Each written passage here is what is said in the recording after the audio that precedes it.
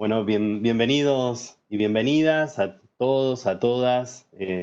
Es un gusto estar aquí hoy moderando esta mesa y con estos expositores de lujo. Realmente es una alegría y un honor.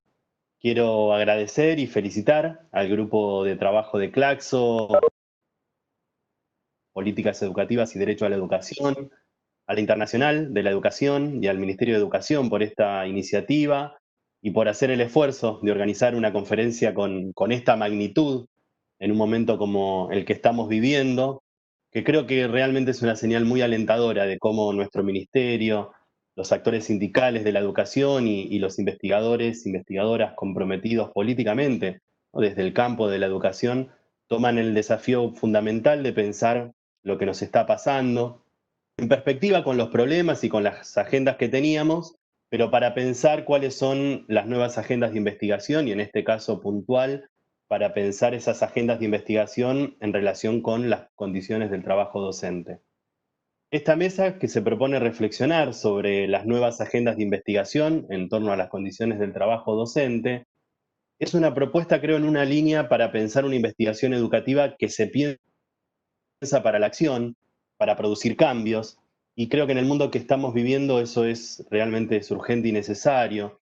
Es fundamental que podamos producir un conocimiento situado y con una perspectiva política, porque si algo me parece que nos va quedando bastante claro ya es que no solo las condiciones del trabajo docente son las que hoy están tensionadas, sino todo un modelo social y económico y la producción de conocimientos en general, pero en particular la investigación social y educativa hoy, tienen que estar, creo, más que nunca puestas al servicio de hacer un mundo mejor.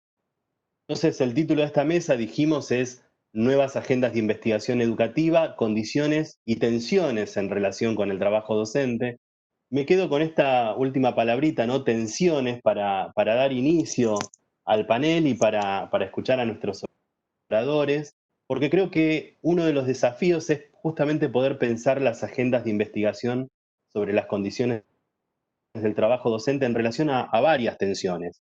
Una me parece que es muy importante, es la tensión entre la emergencia y el mediano plazo. Una emergencia que además creo que tenemos que dar cuenta, ¿no?, que es una emergencia que venía de antes.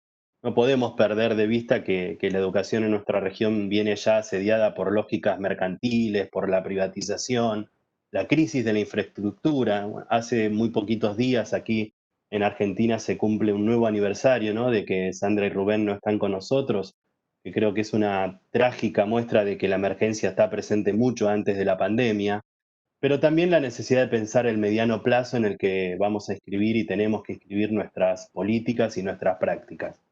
Bueno, pensar las agendas de investigación como resultado de las prácticas, también prácticas que hoy están fuertemente tensionadas, pero que son prácticas que están y que producen conocimientos.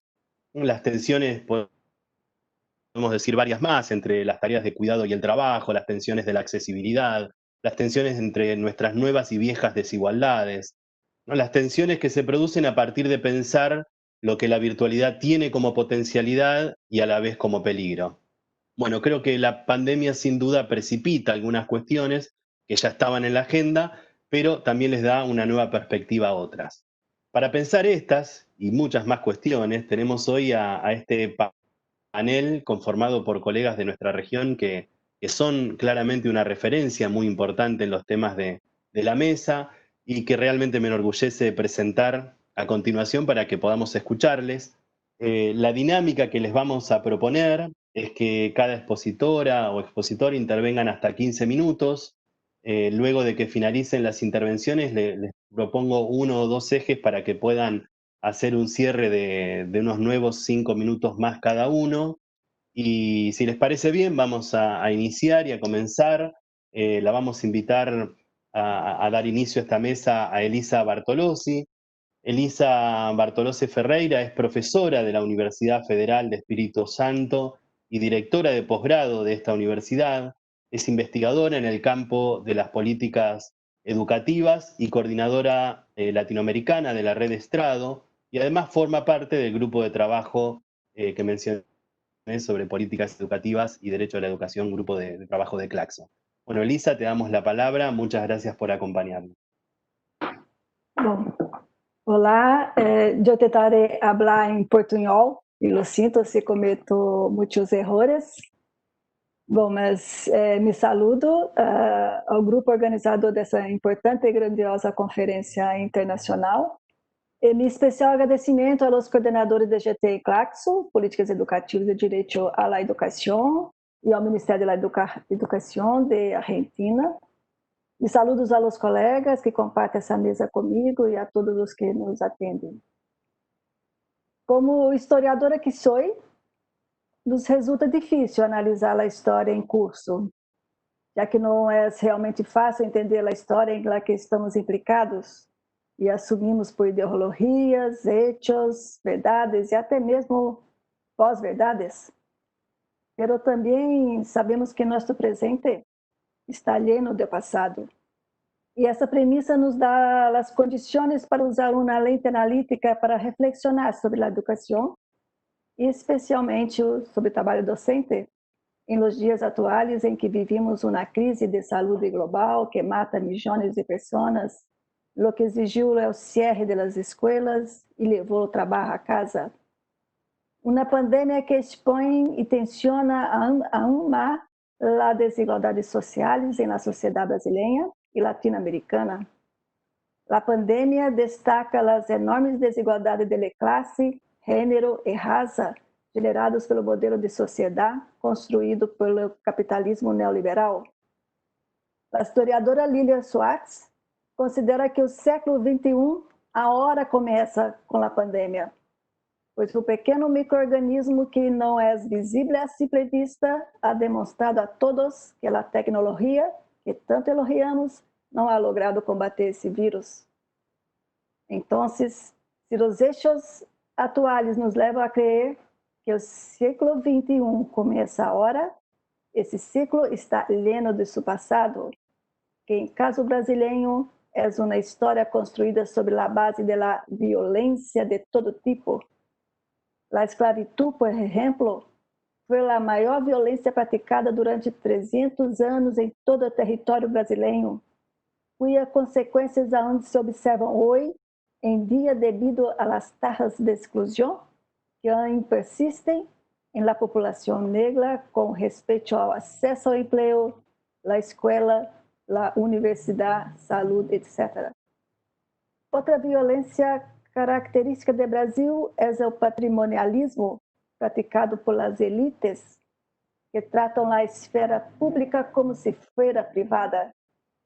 A violência desse comportamento da elite brasileira também se pode observar na ignorância do outro, porque esta elite, incluída parte da classe média, não entende a autoridade.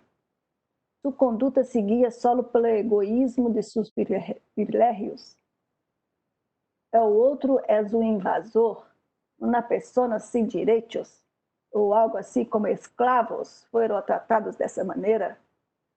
O Brasil não pode enfrentar seus problemas seculares e agora tem que enfrentar um vírus global, resultado de uma globalização neoliberal que ataca a todos, pero não da mesma maneira. O Covid-19 não é o mesmo para todos. Se bem a maioria da população corre o risco de contaminar-se para não perder empregos ou comprar a comida de sua família ao dia seguinte, disse a diretora executiva da Oxfam, em Brasil, e os multimilionários não têm nada que preocupar-se. Em Brasil, os 42 multimilionários do país aumentaram sua fortuna em 34 milhões de dólares durante este período. Por outro lado, a pandemia de Covid destruiu ao redor de 8 milhões de empregos no Brasil até o mês de maio. A encuesta de PNAD mostra que menos da metade das pessoas em idade laboral estão empregadas. Entre os empregos perdidos, ao redor de 6 milhões são empregos informais, que incluem profissionais sem contrato formal e por conta própria. A Organização Internacional de Trabalho, OIT, estima que ao redor de 60% de los trabalhadores atualmente empregados na América Latina e ao Caribe estão expostos a possíveis perdas de emprego, horas trabalhadas e ingressos. En este presente desigual, lendo de passado que a educação é fundamental para a ordem dos problemas sociais. Antes de nos afetar a pandemia, a educação brasileira se enfrentou a uma onda neoconservadora que buscava controlar o que se ensina na escola e também a los maestros. A profissão docente se vê afetada por las políticas neoliberales ultraconservadoras que eliminam os direitos laborales, censuram a liberdade de cátedra e aumentam as desigualdades de gênero e raça. Como exemplo, podemos mencionar os cambios recentes na legislação laboral brasileira, que agora permite a contratação de pessoas jurídicas para atividades essenciais, já não em relação com os meios como era hasta entonces. Esta política tem uma tendência a fomentar o fenômeno conhecido como uberização, como uma forma de levar a cabo um trabalho mediado por empresas que contratam serviços subcontratados. Outro exemplo de regressão é o movimento do Partido Sin Escuela, conhecido na América Latina como Mis Hijos No Te Metas, que persegue a los docentes, criminalizando a ciência com posições de intolerância e ódio contra todo e contra todos que pensam de maneira diferente. Compreender ao revés das políticas educativas em Brasil é parte da nova agenda de investigação no campo da educação. Además de compreender as tensões que afetam o trabalho docente e a profissão docente, se vuelve fundamental no contexto dos profundos cambios que estamos atravessando. Esse é o conservadorismo atual, é o resultado do projeto de formação instituído por a lógica neoliberal que se desenvolveu a partir da aplicação da nova gestão pública. A profissão docente enfrenta riscos mais concretos com a experiência da pandemia. Creio que esses temas deveriam estar na agenda dos investigadores das políticas educativas. Em Brasil, a extrema-direita não é um fenômeno novo em nossa história. Na década de 1930, tivemos um movimento conhecido como integralismo, que teve um rápido crescimento e uma forte penetração ideológica dentro da classe média brasileira, assim como entre os segmentos da classe trabalhadora.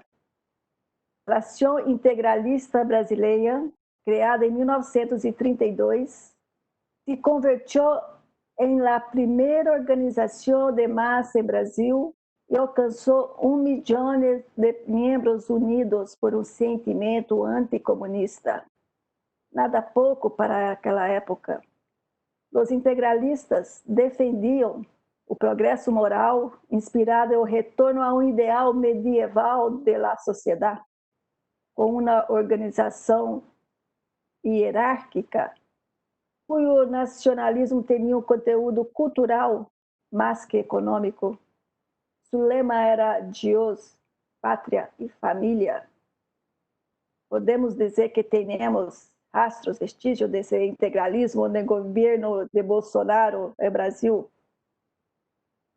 Mas também sabemos que a extrema-direita ha estado crescendo em muitos países como resultado da insatisfação das medidas adotadas pelos estados com a crise de 2008. Podemos dizer, então, que o neoliberalismo fomenta o retorno a esses valores conservadores, ultraconservadores. A resposta se pode encontrar em los autores do neoliberalismo como von Mises ou Hayek, cuya teoria tem um forte respaldo moral, donde o mercado se concebe como um processo de autoeducação, um processo subjetivo de autoeducação e autodisciplina, através do qual o indivíduo aprende para conduzir-se a ti mesmo.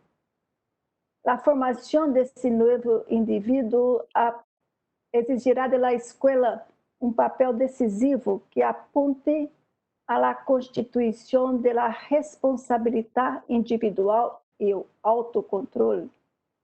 A responsabilidade é uma qualidade adquirida ao internalizar as coerções, o que significa ser o empreendedor de você mesmo. Para isto, a introdução de técnicas de auditoria, vigilância, avaliação, tem como objetivo aumentar a demanda de autocontrole e bom desempenho individual, como recuerda Dardot e Laval. Entre o neoliberalismo e o neoconservadorismo, há um acordo que está lejos de ser fortuito. Se a racionalidade neoliberal eleva a empresa ao modelo de subjetivação, é simplesmente porque a forma da empresa é a forma celular de moralização do indivíduo trabalhador, da mesma maneira que a família é a forma celular da moralização do ninho. Assim, a figura do cidadão investido de responsabilidade coletiva está desaparecendo gradualmente e dá passo ao empreendedor. Este não é só o consumidor soberano da retórica neoliberal, sino é o sujeito ao que a sociedade não deve nada, em que tem que esforçar-se por conseguir o que quer. Esta lógica reforça as lógicas sociais de exclusão que produzem um número crescente de não-cidadãos. Este revés neoliberal é o responsável pela nova onda de fascismo. Se é assim, a educação ha estado servindo a esse projeto para formar esses comportamentos disciplinados e conservadores. Se entendemos o fascismo não só como um hecho histórico, sino como um fenômeno estrutural em las democracias liberais, observamos que os processos formativos e de socialização desarrollados em las escolas têm características autoritárias. A regressão da educação como direito pode entender uma política ou um mecanismo para enmarcar a educação escolar com o fim de cumprir com o conceito de uma família tradicional, cristiana e branca, mientras se legitima a racionalidade da globalização neoliberal. É dizer, a ideia é desenrolar um tipo de compromisso moral por parte da sociedade baseado em valores de mercado, que pueda ser internalizado através do discurso e da ensinança do empreendedorismo. O empreendedorismo se ha convertido em um tema de estudo em las escolas, desde a primária hasta a secundária, em las universidades, em la formação de docentes, ele em cursos específicos da Faculdade de Negócios e de Economia. A relevância do tema no contexto da formação se vê corroborada por a existência de uma produção acadêmica consistente na área de educação. Segundo uma investigação em curso sobre educação secundária no Brasil, muitas escolas têm disciplinas de empreendedorismo e os maestros participam em cursos de capacitação desta área, e se incorpora ao trabalho pedagógico como sócios que devem crer que o estudante pode lograr todos os passos necessários para levar a cabo seu projeto de vida.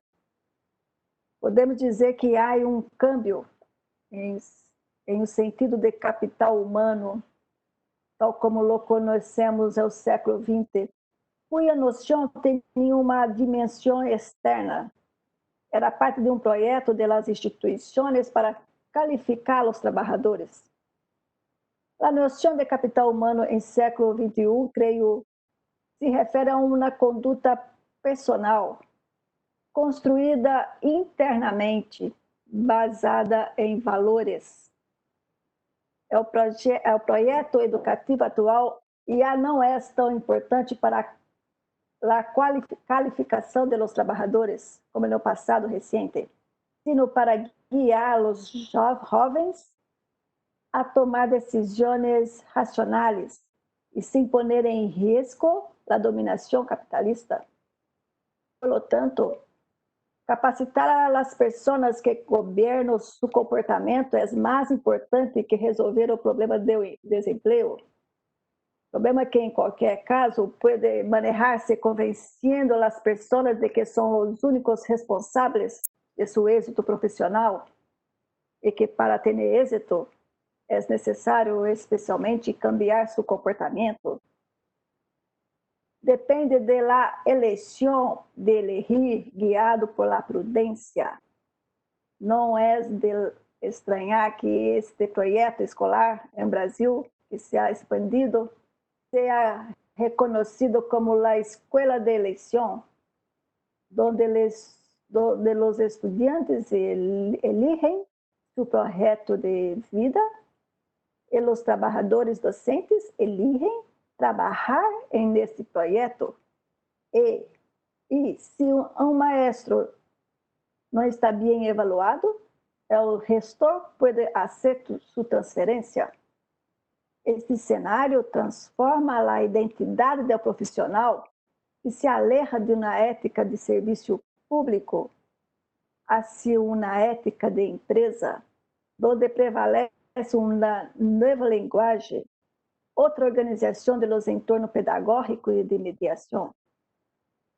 Essa autonomia está controlada, a coerção é flexível e o autocontrole é uma única conduta aceitável.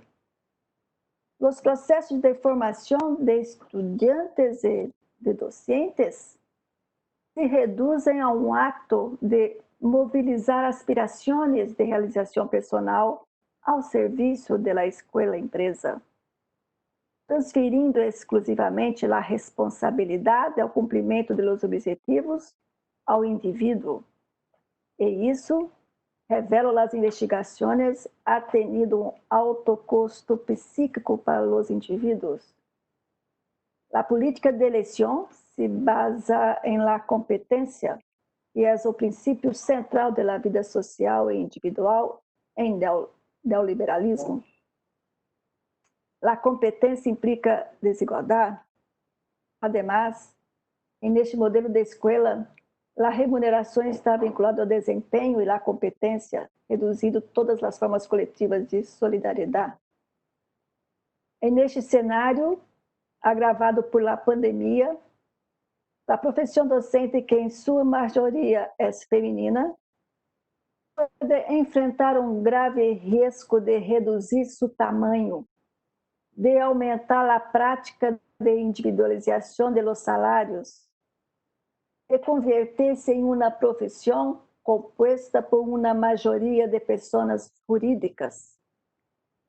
Pode ser tu crise mais grave de uma profissão no Brasil de elite, mais tarde de classe trabalhadora, agora corre o risco de converter-se em uma espécie de ser um empreendedor de você mesmo. Por fim, termino destacando que é importante estudar o futuro da profissão docente, os cambios que se han produzido na sociedade do século XXI, nas condições de trabalho docente, põem em crise as identidades dessa profissão. A docência não é uma atividade neutral, não é um trabalho individual, sino coletivo. E, nesse sentido, é uma atividade profundamente política, é dizer, comprometida com a construção de uma sociedade mais justa e mais humana. Por lo tanto, como recuerda Emílio Tempi Fanfani, é uma profissão com uma dimensão técnica, política, pública e vocacional que busca um presente e um futuro para valorar a educação como um direito que deve exercer-se com liberdade e igualdade. E para concluir, se hoje existe um imperativo categórico, este é da resistência à brutalidade do capitalismo total. Graças e pido desculpas se meu portunhol ofendeu esse hermoso idioma espanhol. Gracias. Muchísimas gracias, Elisa. Clarísimo tu portuñol y tus palabras. Gracias. Ahora le vamos a dar la palabra a Rodrigo Cornejo. Rodrigo es doctor en psicología, profesor asociado de la Universidad de Chile, es director del Observatorio Chileno de Políticas Educativas, miembro de la Red Latinoamericana de Estudios sobre el Trabajo Docente, la Red Estrado, y también miembro del Grupo de Trabajo Políticas Educativas y Derecho a la Educación de Claxo, y coordinador académico del programa del doctorado en Psicología de la Universidad de Chile. Bueno, adelante, Rodrigo. Bueno, muy buenos días a todos, a todas. Gusto saludar a las colegas con quienes tengo el privilegio de compartir este panel. Partir dando las gracias y felicitando la iniciativa de poder pensar colectivamente la situación que estamos viviendo. Creo que Claxo hace años que viene cumpliendo esa función. Lo interesante es cómo el Ministerio de Educación argentino está haciendo hoy, lo digo como chileno, un espacio que nos muestra la posibilidad de pensar y hacer las cosas distintas. Su respuesta ha sido bastante diferente a la de los ministerios como los nuestros. Bien, yo quería enfrentar la pregunta que motiva esta mesa, ¿cierto?, respecto a la posibilidad de agendas de investigación nuevas en torno a las condiciones y las tensiones del trabajo docente. Pero antes de entrar a la pregunta directamente, voy a dar un breve contexto de lo que está sucediendo en nuestro país, porque entiendo que la posibilidad de juntarnos por esta vía virtual entre colegas de distintos países también tiene que aprovecharse para dar un poquito de información de cada uno de nuestros países, tal como lo hizo de forma tan interesante Elisa recientemente. Así que parto brevemente con algunas informaciones sueltas de la situación en Chile. Bueno, nosotros, como la mayoría de los países de la región, estamos sin clases presenciales desde mediados del mes de marzo. Entramos en una modalidad de trabajo de emergencia, utilizando distintos dispositivos y herramientas virtuales de forma bastante desarticulada. Este fue un trabajo de emergencia que creo que es bueno llamarlo así, no es teletrabajo, es un trabajo de emergencia, una respuesta de emergencia, que en el caso de nuestro país se hizo sin ninguna preparación previa, sin capacitación, sin inversión pública, sin anticipación, pese a que los casos de COVID venían 3 meses de anterioridad, sin diseño. Una vez que ya se abre esta situación de tener que trabajar en emergencia a distancia, la respuesta del Ministerio de Educación fue bastante criticada por la mayoría de la sociedad, diría yo, aquí en Chile. Parecía como que no se hacía cargo de la emergencia social y sanitaria que se estaba generando. Entonces, la respuesta inicial fue en torno a un lema que decía, aprendo en línea, aprendo sin parar, ¿sí? Y dispusieron de un sitio web muy rudimentario en la página del Ministerio de Educación, que tenía algunos textos y algunas clases, entre comillas, semanales para la asignatura de lenguaje y de matemática. Y nada más, nada más. No, como en este país, creo que ustedes bien lo saben, se desarticuló un Estado social y se desarticuló en los hechos la educación pública. No hubo ninguna articulación, no hubo articulación ni con universidades públicas, no hubo articulación con la televisión pública, que en Chile tampoco es pública. Entonces fue una respuesta, digamos, que dejó bastante abandonados a los y las docentes, creo yo. Aparte de este lema de aprendo sin parar, con la idea de seguir pasando materia por internet, insiste en un pronto retorno a clases. De hecho, plantean la idea de volver a clases a fines del mes de abril. Esto generó un amplio rechazo. La crítica era que no se hacía cargo de las severas condiciones adversas que generaba la pandemia, no se hacía cargo de la severa segmentación socioeducativa en Chile, que puede ser de las más grandes del mundo, sin lugar a dudas. No se hacía cargo de que en Chile el sistema está desarticulado. Tenemos la educación particular privada, la educación particular subvencionada por el Estado, que es mayoritaria, y la educación pública probablemente tal, que apenas alcanza un 33%, y que justamente fue el sector más abandonado y que es el sector que acoge a los y las estudiantes más pobres. Tampoco se hacía cargo el ministerio de que la crisis sanitaria de la pandemia en Chile viene sobre una crisis social, sociopolítica, ¿sí?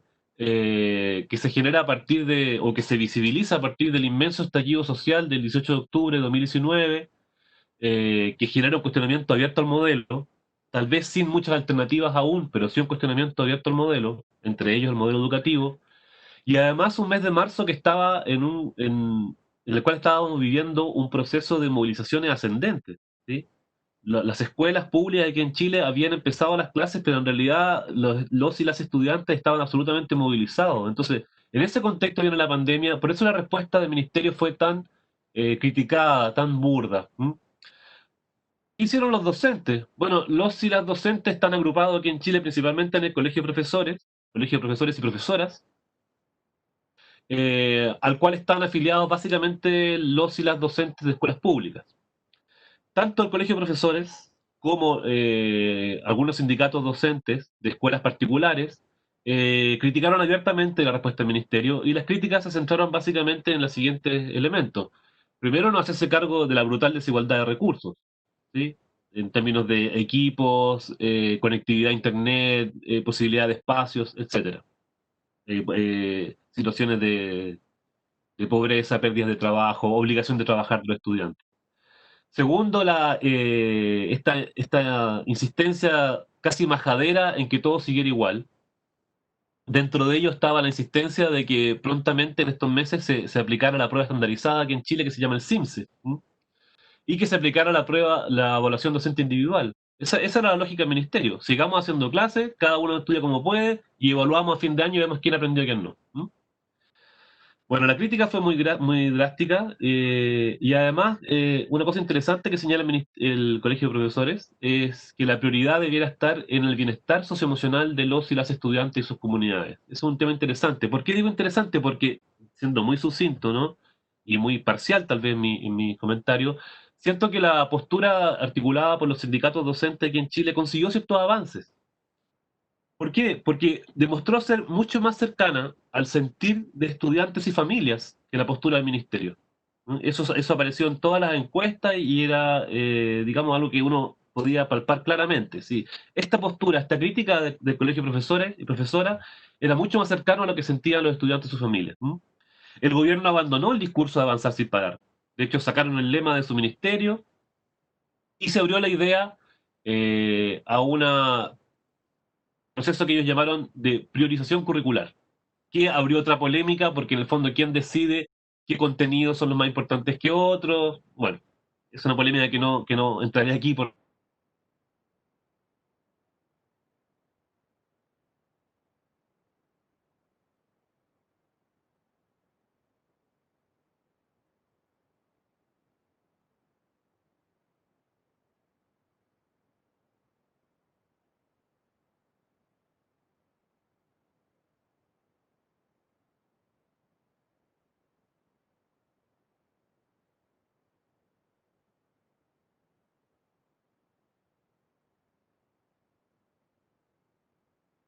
y permeó en alguna medida el debate público. Voy ahora a la pregunta de nuestra mesa, digamos, y lo planteo como pregunta, ¿ya? ¿Hay una nueva agenda de investigación sobre condiciones y tensiones del trabajo docente? Como pregunta. Yo creo que el contexto nos coloca frente a una situación, ¿cierto?, que todos conocemos de emergencia sanitaria y distanciamiento físico inédito en la historia moderna, tal vez, de las últimas décadas. Sin embargo, mi respuesta a esa pregunta de si hay una agenda nueva es sí y no, o al revés, no y sí. Porque mi impresión es que los problemas de condiciones de trabajo no son nuevos, como aquí se ha dicho, y me da la impresión de que lo que hace este contexto de distanciamiento forzado y de trabajo en emergencia es agudizar problemáticas que ya estaban presentes y de malas condiciones de trabajo que ya estaban presentes, ¿sí? Y que tal vez se ven con mayor claridad en estos momentos. Sí logro visualizar dos o tres tensiones de naturaleza nueva y que las voy a consignar en unos pocos minutos más. Entonces, yo creo que eh, la agenda de investigación debiera centrarse en ver nuevas formas o formas más adecuadas de pesquisar eh, las condiciones de trabajo que la literatura ha señalado que son fundamentales para poder desarrollar esta función docente, de este oficio docente. ¿Sí? Entonces yo creo que la literatura más bien clásica, por ejemplo la que viene desde la salud ocupacional, o la que viene desde las investigaciones sobre mejoramiento educativo, han planteado ciertos temas que tienen tremenda vigencia y que tal vez lo que cambia es cómo llegamos a pesquisarlos en este contexto de distanciamiento. Solamente un barrido general muy rápido de algunos elementos que me parece interesante volver a mirar. Yo creo que la categoría de condiciones de trabajo es fundamental, ¿sí? Y respecto a las condiciones de trabajo, esta vieja división que hace la salud ocupacional entre condiciones materiales y psicosociales o sociales, distinción que es solamente analítica, pero que igual ayuda a ordenar un poquito una posible agenda. Me parece que hay que volver a estudiar las condiciones materiales, ¿sí? Aquellas que son verificables, ¿no? El salario, los horarios, la infraestructura, los materiales de trabajo. ¿Y por qué creo que es tan importante? Porque todas estas condiciones materiales de trabajo se han visto afectadas en este contexto de pandemia y trabajo en emergencia, ¿sí? En el caso chileno, al menos, los horarios de trabajo no se están respetando. Hay nuevas funciones incluso que se le depositan a los y las docentes sin nuevas condiciones ni nuevos horarios para hacerlo, ni nuevo apoyo. El tema de los materiales de trabajo es particularmente crítico. Chile es un país que tiene, pese a la imagen que genera, tiene una pésima conectividad de Internet eh, y muy desigual, por cierto, entre comunas ricas y comunas pobres. Entonces, el conjunto de docentes está incurriendo hoy día en gastos de su bolsillo para acceder a nuevos equipos o cambiar sus planes de conectividad de Internet. De hecho, hay un juicio hoy día en la Dirección del Trabajo chilena respecto a quién debiera pagar los gastos de Internet que son propios del oficio, ¿sí? Y en un primer fallo del 24 de junio planteó que son los empleadores. ¿Mm? Entonces ahí hay toda una agenda, creo yo, mancomunada entre la investigación y el sindicalismo de mostrar estos nuevos, digamos, incumplimientos de la normativa, estos nuevos gastos en los cuales incurren los y las trabajadoras y que en el fondo son responsabilidad de los empleadores acceder a ellos. Entonces creo que hay que volver a un tema clásico que son las condiciones materiales para poder hacer el trabajo. Ahora, las condiciones psicosociales o sociales que han sido bien estudiadas en el mundo del trabajo docente, ¿cierto? Que tienen que ver, sí, muy rápidamente, con limitar la sobrecarga, con fomentar la autonomía docente versus un trabajo muy controlado, con el trabajo colaborativo, con el trabajo consentido y con el apoyo respecto a la doble carga que implica cumplir labores de docencia propiamente tal, y la carga de trabajar en el hogar, en el trabajo doméstico, que es marcadamente más fuerte en las docentes mujeres, pero que también existen docentes varones. Estos cinco elementos sobre los cuales pone ojo la tradición de la salud ocupacional en términos sociales del trabajo, hay que volver a mirarlo. Claramente, por ejemplo, el tema de la doble carga hoy día está exacerbado, ¿no? En esta idea, en esta cosa de que no hay límite entre la hora de trabajo y la hora de trabajo doméstico, ¿sí? Entonces hay que volver a pesquisar aquello. Yo creo que además hay dos elementos muy centrales que dan un contexto, que es que tengo la impresión de que la respuesta de los gobiernos ha sido muy distinta. Y en el caso de acá chileno, por ejemplo, y esto solamente es una idea, no es nada más que eso, un destello de una idea, la palabra que más se repite de parte de los y las docentes, o una de las palabras que más se repite es abandono, la sensación de abandono.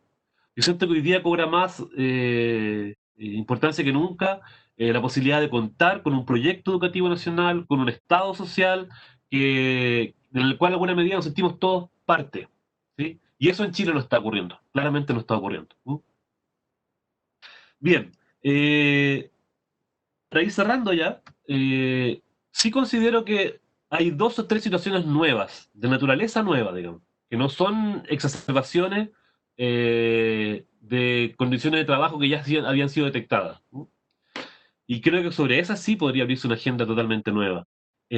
Primero, yo creo que es el fenómeno en el trabajo a distancia de la exposición de la intimidad del hogar de los y las docentes. Eso aquí en Chile está apareciendo en las encuestas, en las entrevistas, ¿sí? O sea, hay esta idea de que estamos todos haciendo clases, los estudiantes muchas veces se conectan, los que se conectan desde sus celulares, no ponen pantalla, en cambio, la docente tiene la obligación de poner pantalla y ahí pasan muchas cosas.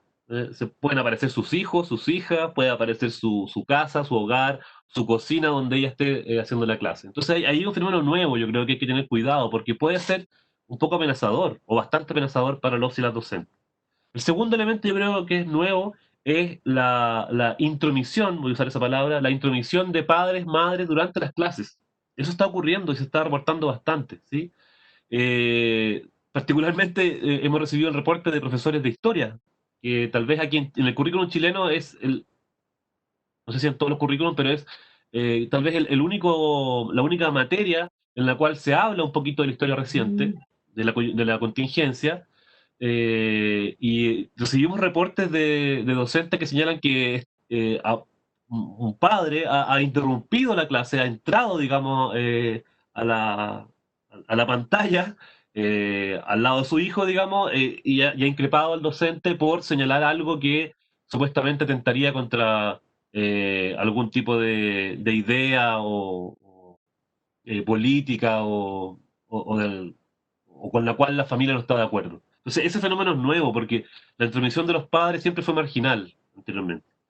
Y hay un tercer fenómeno que no sé cómo catalogar, pero que aquí en Chile se está levantando con las encuestas que se están haciendo, que es que esta distancia presencial, que en un primer momento se pensó que afectaría mucho a los estudiantes y los aprendizajes, finalmente está mostrando que a quienes más afecta es a un sector de docentes.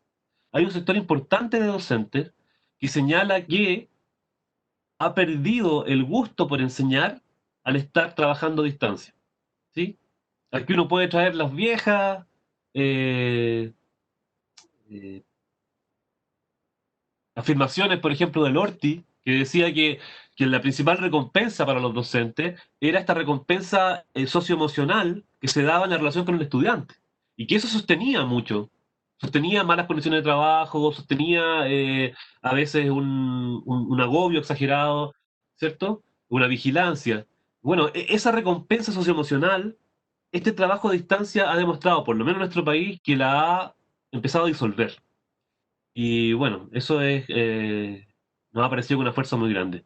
Bien, entonces para ir cerrando, tengo la impresión de que una agenda propiamente nueva no hay, tal vez con estos fenómenos nuevos que acabo de nombrar, pero creo que hay que volver a investigar de la mano con los sindicatos estos viejos fenómenos de la sobrecarga, de la doble presencia, de la falta de condiciones materiales. Y para finalizar, creo que si una cosa ha quedado clara con esta emergencia sanitaria, es que el trabajo presencial es absolutamente insustituible, porque este oficio es emocional, vincular, moral, ético, y el trabajo a distancia eso no lo va a suplir, pese a algunos delirios, algunos sueños neoliberales que así lo quieren plantear. Eso, muchas gracias.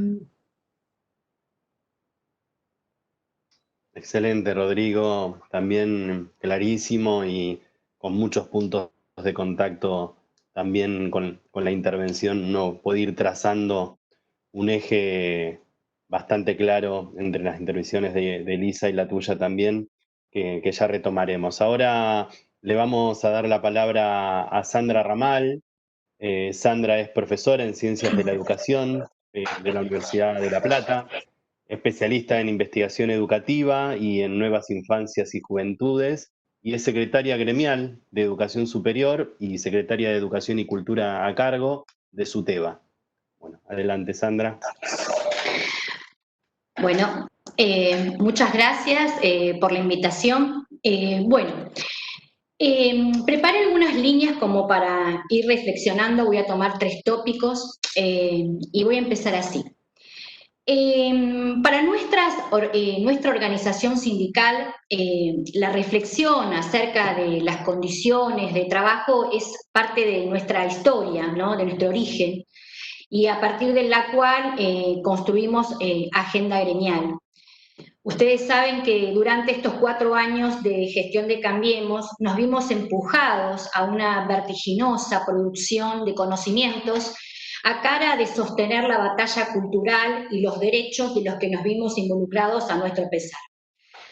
Pero aún con el fuerte, podemos decir, andamiaje que supimos construir, la pandemia nos tomó por sorpresa en muchos aspectos, y no quiero redundar en todos ellos porque ustedes ya vienen planteando algunos temas, pero pues por suerte hemos hablado mucho al respecto y posiblemente otros lo hagan acá también como lo vienen haciendo, y sin embargo, y con la suma de la experiencia de nuestro colectivo supo recuperar a lo largo de lo que venimos realizando en el ASPO, quisiera hablarles sobre 3 problemáticas que resuenan mucho en nuestros compañeros y compañeras y que se presentan como desafíos actuales y futuros frente a una potencial vuelta a clases en los próximos meses. En primer lugar, quisiera hablar sobre algunas cuestiones relativas al vínculo pedagógico y cómo el contexto de la continuidad pedagógica virtual transformó sensiblemente esa dimensión. Si bien las familias son un integrante fundamental del sistema educativo, lo cierto es que su presencia en la tarea pedagógica era, antes del ASPO, externa y más bien diferida. Ella no da la clase para una veintena de estudiantes, sino que muchas personas más están escuchándolo e incluso grabando.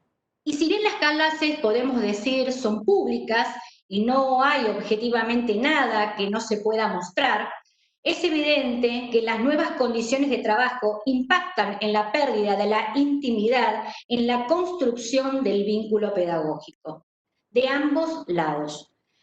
Para el estudiante no es lo mismo la presencia de los padres escuchando sus clases, sus eventuales intervenciones y el planteo de alguna inquietud. Por otra parte, también para el docente repercute de manera diferente, sobre todo ante la cuestión de la multiplicidad, que bien hoy hablaba Rodrigo, ¿no? De intérpretes que están escuchando del otro lado y juzgando sus apreciaciones. Especialmente sobre estos temas sensibles se puede ver, podemos nombrar la educación sexual integral, otros, la historia, como bien planteaba Rodrigo. Según hemos podido constatar en el territorio, se han generado algunas situaciones de conflictividad a razón de algunas familias que no estaban de acuerdo, como por ejemplo en el abordaje de ciertos temas. No es lo mismo escuchar hablar de género y métodos anticonceptivos de la boca del docente que un relato del estudiante pueda ser de lo que vio en la escuela. Y teniendo en cuenta, y esto lo quiero subrayar en la Argentina, las operaciones mediáticas que podemos decir, se armaron para romper los lazos solidarios entre comunidad educativa y docentes durante la gestión anterior, empresa en la que de todos modos fracasaron rotundamente. Muchos trabajadores de la educación, y lo quiero subrayar, aún padecen las consecuencias de esa demonización y extreman los cuidados y en algunos casos extremos directamente aplazan ciertos temas, ¿no? Podemos decir hasta la vuelta a la presencialidad, para no generar potenciales controversias en esos hogares. En virtud de todo esto, hemos llevado en el marco de la paritaria nacional nuestras inquietudes y demandas para intentar alcanzar algunos acuerdos, sobre todo en estas nuevas experiencias que generó el COVID y la suspensión de la presencialidad. La siguiente cuestión que quiero también plantear era una reflexión al impacto en el entorno directo que ha tenido la virtualidad en nuestro trabajo. Si bien era un secreto a voces que los docentes trabajábamos muchas más horas de las que teníamos asignadas en el aula, lo cierto es que la pandemia lo ha expuesto descarnadamente ante los ojos de todos. Hubo incluso una fuerte repercusión en los medios de comunicación respecto al aumento de la carga de trabajo de nuestros compañeros. En un primer momento, podemos decir, de la emergencia sanitaria, hubo confusión, desorganización generalizada respecto al nuevo modo de continuar las clases. Hizo que muchos compañeros se recargaran de trabajo. El compromiso por aceptar, podemos decir, esta nueva inesperada experiencia de virtualidad masiva hizo que se multiplicaran mensajes, demandas a cualquier hora, a la vez que la producción de recursos que suplieran la presencialidad, extendiendo mucho nuestra jornada de trabajo. Sin embargo, podemos decir que con el tiempo pudimos advertir esos borramientos entre lo que es el justo descanso y el trabajo que debía ser regulado, pues redundaba, podemos decir, una vulneración de derechos. Es por ello que uno de los ejes principales del acuerdo paritario nacional incorporó el derecho a la desconexión digital, lo cual fue un gran avance, ¿no? Inédito en Latinoamérica, pero aún debemos seguir trabajando, investigando en las jurisdicciones para su efectivo cumplimiento. A mí me parece que, sin embargo, no es una situación fácil de resolver, bien lo decían ustedes, porque hay razonables demandas de los docentes, ¿no? Por ahí la multiplicidad de situaciones que se resuelven en el hogar. Muchas veces se quieren pautar reuniones semirrígidas, ¿no? Y en los casos, muchas veces, de las familias que cuentan con niños, cuentan con un solo dispositivo en el mejor de los casos, y esto también genera una gran complejidad. La pospandemia se asegura como un escenario donde el trabajo a distancia será parte de la nueva normalidad, ¿no? Y la sanción de la ley de teletrabajo así lo deja presumir, ¿no? En el sector privado. En este contexto, nuestras organizaciones, lo quiero subrayar, siguen y seguirán con mucho celo la definición de nuevas condiciones de trabajo de los docentes, procurando que nuestra tarea, nuestra profesión, nuestro trabajo y compromiso con los estudiantes, e incluso fuera del ámbito escolar, no redunde, podemos decir, en una pérdida de derechos de nuestro colectivo. Finalmente, quiero plantear un tercer problema que me quería referir, especialmente suscitado en cierta controversia con nuestros compañeros y compañeras, y que tiene que ver también con cuestiones relativas a la virtualidad y con los cambios que, podemos decir, han generado nuestras condiciones de trabajo. Me refiero específicamente a los elementos con los cuales nos conectamos, es decir, elementos básicos de trabajo, insumos básicos de trabajo.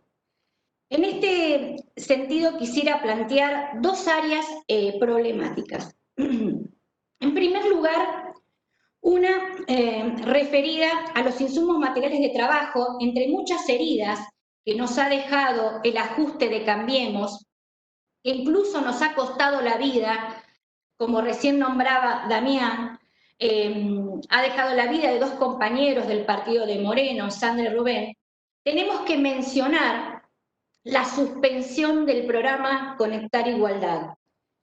La continuidad de aquella política pública que fue asimilada, ustedes recordarán, maliciosamente, ¿no?, con regalar asado, hoy hubiera ayudado a recortar las brechas digitales y a equilibrar las desigualdades materiales que esta pandemia ha puesto aún más de relieve.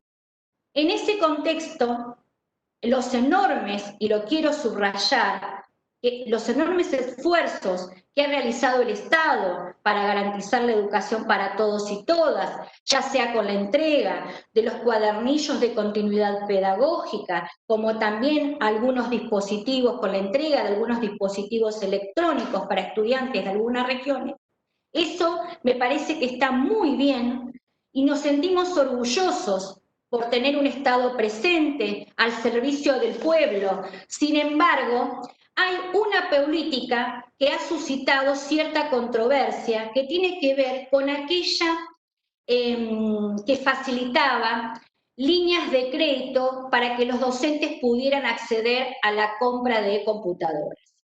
Se nos impone, como representantes gremiales, la tarea de velar por los derechos de nuestros compañeros y compañeras, así como también exigir el cumplimiento de la ley, la cual indica, sin matices, que es el Estado que debe garantizar los insumos para que los docentes puedan realizar su trabajo. El acceso a dispositivos materiales esenciales básicos me parece que son fundamentales y desde nuestra entidad de base nacional hemos manifestado en el ámbito del Ministerio de Educación, Consejo Federal de Educación, el acceso a estos elementos tecnológicos. No es un capricho, sino es una cuestión de derechos. Y es por ello, y lo quiero subrayar, que como sindicatos docentes hemos dado nuestro apoyo al proyecto expreso, sobre todo, que plantea el impuesto a las grandes riquezas, como una forma excepcional para poder tener recursos que puedan financiar, entre otras acciones, la continuidad pedagógica. En segundo lugar, hay otro aspecto que me parece que es importante mencionar, que tiene que ver especialmente de cara a la pospandemia y a la nueva normalidad. Me refiero a la creciente participación del sector privado en la educación pública, especialmente de aquellas empresas ligadas a la producción de software y plataformas educativas virtuales. Tal como se ha indicado recientemente en una publicación de la Internacional de la Educación, la pandemia ha impulsado vertiginosamente a las empresas que ofrecen servicios de telecomunicaciones y educativos. Y si bien en la misma publicaciones se reconoce la ayuda que brindan en los primeros momentos de la pandemia, que hubiera sido imposible transitar sin esas aplicaciones que no quiero nombrar, pero que todos los docentes venimos utilizando para bancar la continuidad pedagógica, lo cierto es que, superados esos primeros meses complicados, nos surge dar el debate acerca de cuál va a ser la tarea que se va a cumplir de cara al futuro. Vale recordar que desde nuestras organizaciones hemos dado una fuerte batalla contra los proyectos mercantilizadores que la anterior gestión había propuesto desarrollar en el ámbito educativo. En virtud de eso, estamos siguiendo con mucha atención y desarrollo los acontecimientos y reflexionando acerca de la posibilidad y necesidad de que sea el propio Ministerio, de cara a una auténtica, podemos decir, emancipación cultural, el que pueda contener o desarrollar insumos y para disputar en el terreno de este nuevo capitalismo de plataformas, ¿no? Y cerrando, quisiera decir, y lo quiero subrayar, que desde nuestras organizaciones estamos orgullosos del trabajo que hemos realizado en estos meses los docentes. Y también, lo quiero subrayar, valoramos el reconocimiento que nos ha brindado por ello el Estado Nacional. La pandemia ha generado una infinidad de nuevas situaciones y viejas, como decían los compañeros, que exigen reflexión y trabajo. Nos sentimos, lo quiero subrayar, escuchados y acompañados por las autoridades educativas y valoramos espacios como estos donde podemos acercar las demandas, inquietudes de todo el colectivo docente. Muchas gracias.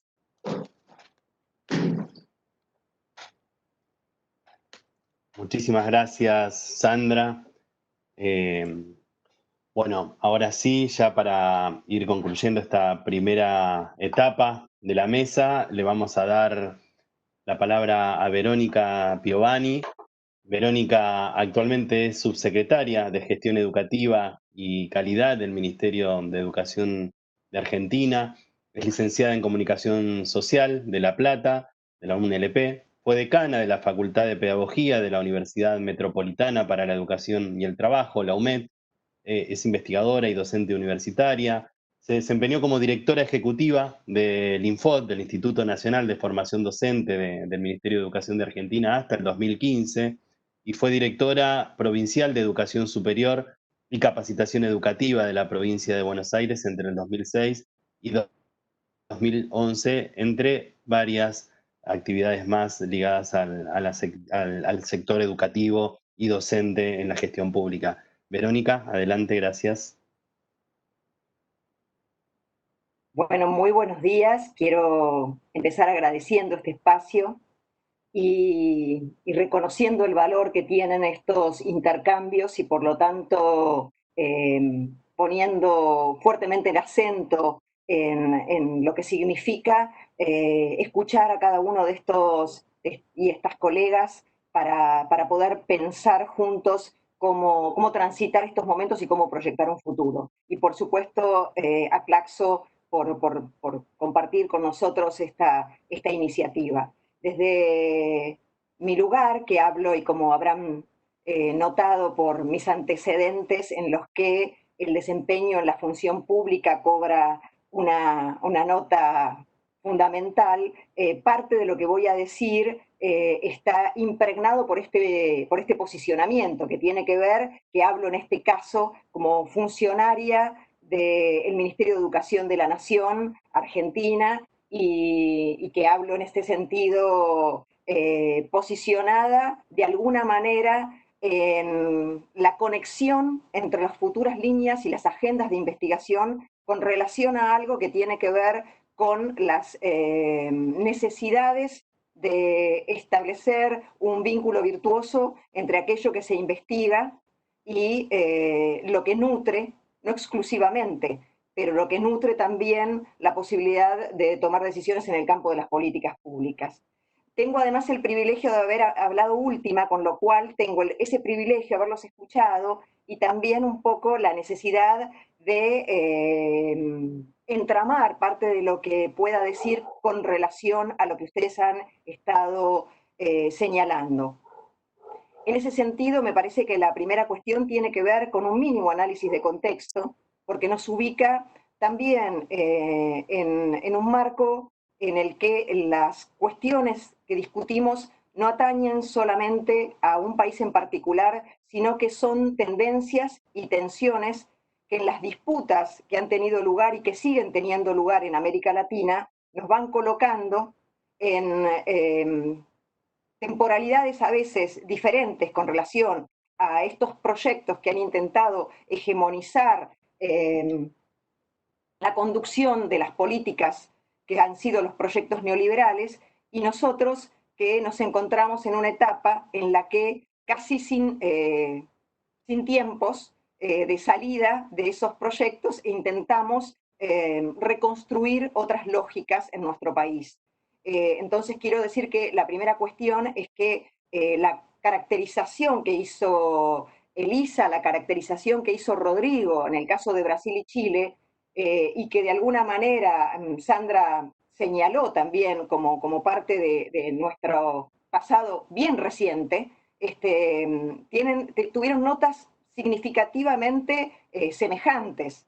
Los procesos de mercantilización, las lógicas del emprendedorismo, y nosotros no tuvimos casi tiempo de procesar cuán potente, cuán pregnante había sido el impacto en la escuela, en la subjetividad docente, en el conjunto del colectivo docente, de las tendencias, de las orientaciones que se plasmaron incluso en normativa, que se trabajaron a través de procesos de capacitación, que se instalaron y que encontraron en el colectivo docente respuestas disímiles. Desde, por supuesto, lo puedo decir con contundencia porque he trabajado codo a codo con Sandra, desde las organizaciones sindicales hubo una fuerte resistencia y un segmento importante del colectivo docente se posicionó en una lucha, voy a usar esta terminología, en un enfrentamiento con esas tendencias, mientras que en otros segmentos tuvo una penetración significativa. No tuvimos tiempo ni siquiera de procesar todo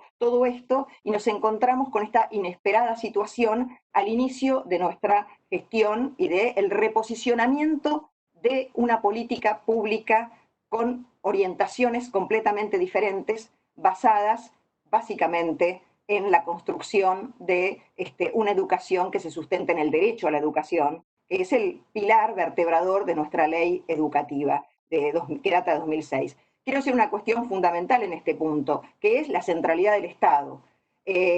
Aquí apareció un discurso y una práctica que comienza a tomar cuerpo como lectura analítica del pasado de la gestión neoliberal, que tiene que ver con poder reconocer en esta coyuntura. Me tocó a mí tener un conversatorio con un intelectual como Jorge Alemán, que ustedes conocerán, y él señalaba claramente esta cuestión de la centralidad del Estado, de cómo hoy aparece con una crudeza, con una visibilidad, con una evidencia, que cuando el Estado no está presente hay cosas que claramente el mercado no resuelve.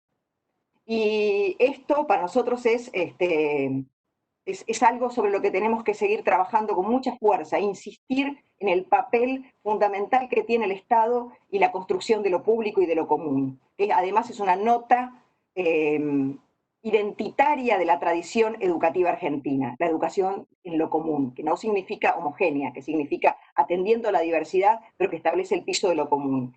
Yo quiero decir que en este punto la continuidad pedagógica en la Argentina puso en marcha un proceso muy complejo. Yo quisiera solamente marcar algunas notas para poder llegar a la agenda y no excederme en los tiempos.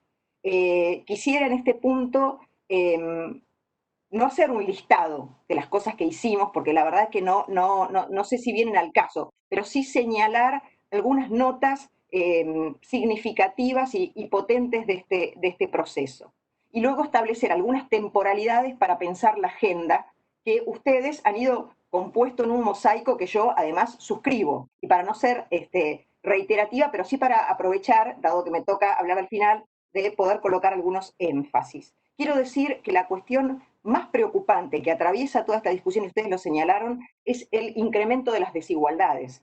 El incremento de las desigualdades es la nota que la pandemia pone sobre la mesa. No porque estas desigualdades no estuvieran, obviamente, sino porque las acrecienta y las hace tan evidentes, que resultan inocultables y que además se amplifican, se profundizan. Y estas desigualdades económicas, culturales, sociales, se expresan con mucha crudeza sobre el campo educativo. Así que uno de nuestros grandes desafíos tiene que ver con este punto, con el de las desigualdades y en una lógica que se apoya en la defensa de derechos. Entonces estamos allí frente a una fuerte tensión que nos atraviesa en esta situación.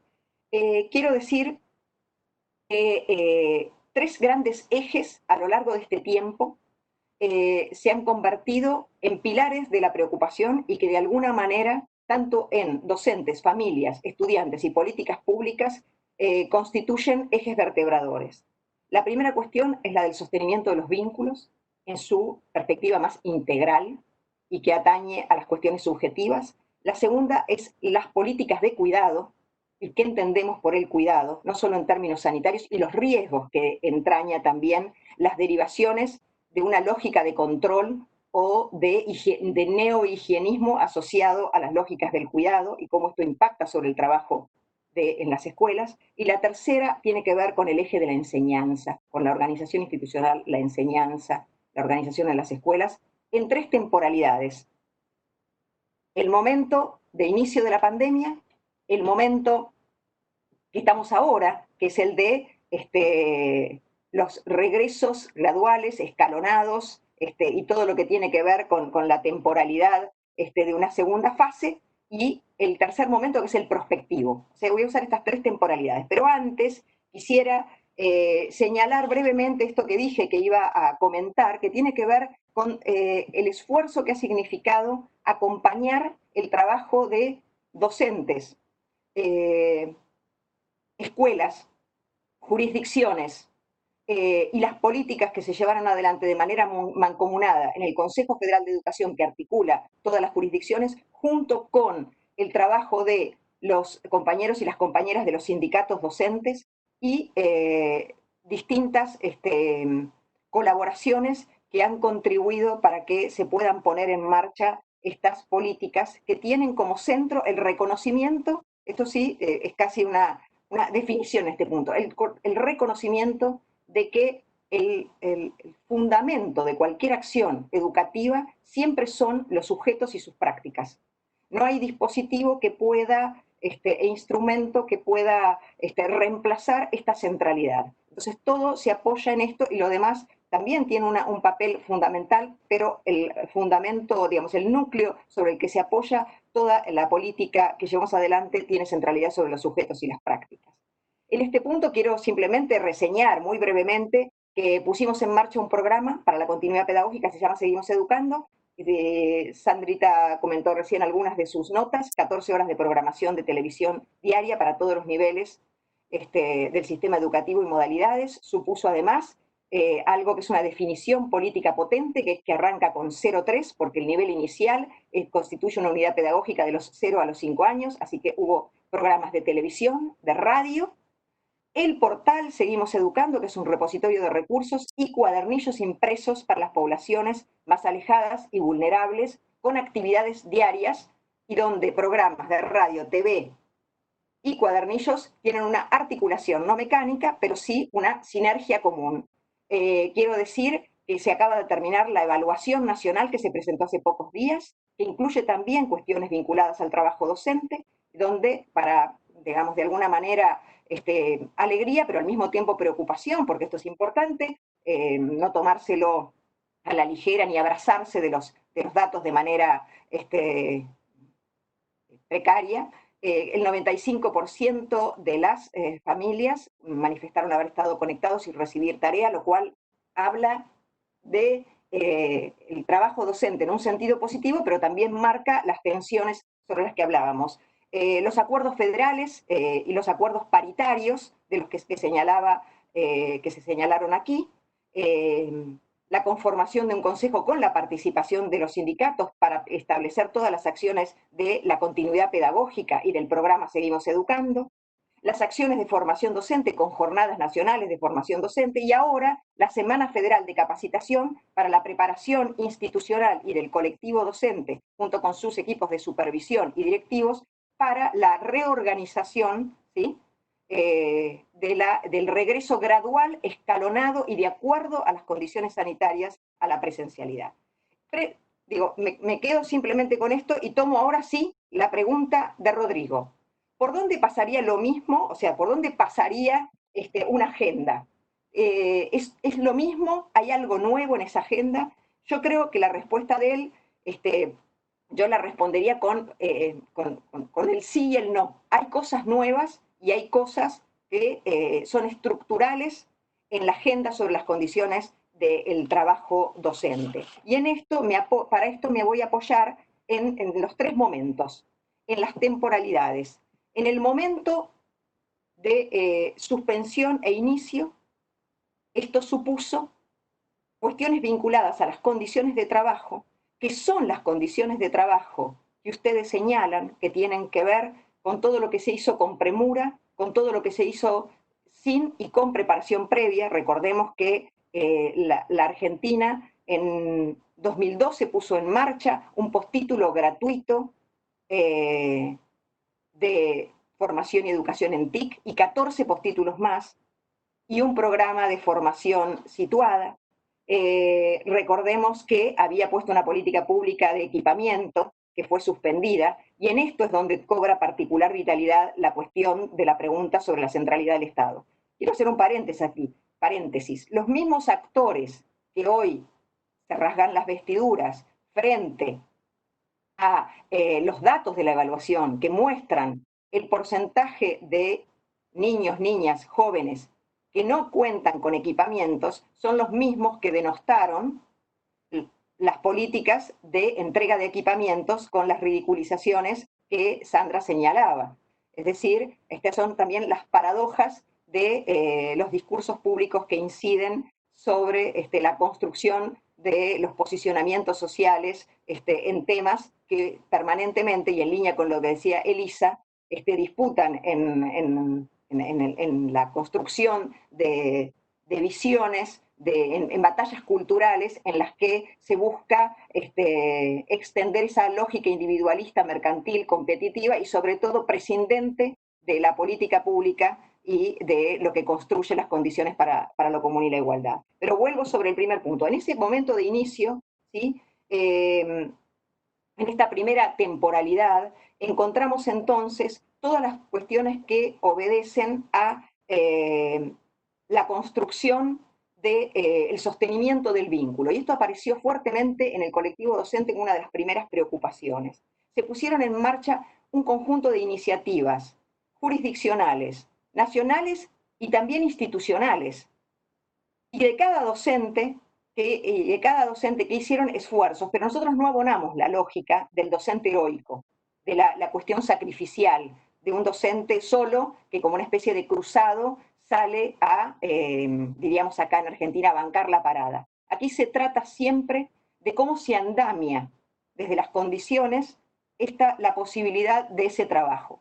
¿Sí? ¿Qué condiciones ofrecemos para andamiar ese trabajo? Por eso quise listar algunas y me alegra profundamente el reconocimiento que existe en el colectivo docente sobre las acciones que se han desarrollado, que siempre resultan insuficientes. Quiero decir que es importante comprender todavía cómo el colectivo docente, y este es uno de los temas de agenda y de trabajo, está tensionado en la construcción de su posicionamiento, porque en nuestro país especialmente sería una cuestión del orden del pensamiento mágico creer que los cambios de gobierno producen cambios en las subjetividades.